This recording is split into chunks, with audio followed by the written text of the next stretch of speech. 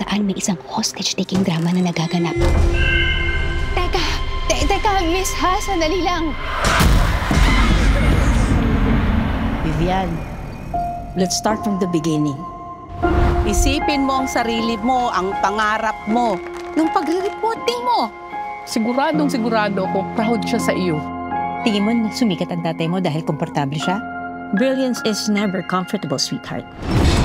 Palagi kang binabangungot, hindi ba?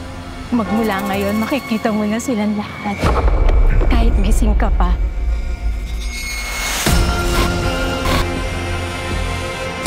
Ano ka nangyayari sa'yo? Ha? May nangyari sa akin. Merong nagbukas sa akin. Nakakakita na ako ng multo. Dahil sa punyetang bracelet na yan. Pag nakipagsayaw ka sa demonyo, hindi ka natitigil na sayaw hanggat sabihin niya. Yung mga sumpa-sumpa na yun, nasa utak mo lang yung lahat. Ginagawa ko yun ng lahat ng to para ibunyag ang katotohanan. Nausog ako, nasumpa ako, di ba?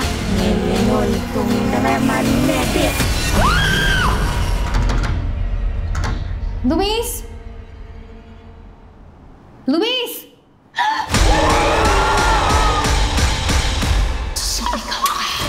Wala akong kasalanan! Hindi ako pumatay sa kanila! Lumaban ka nga! Hindi yan yung Ma'am Vivian na nakilala ko. Akala niyo ba bakit mahirap kami ay titiklop kami?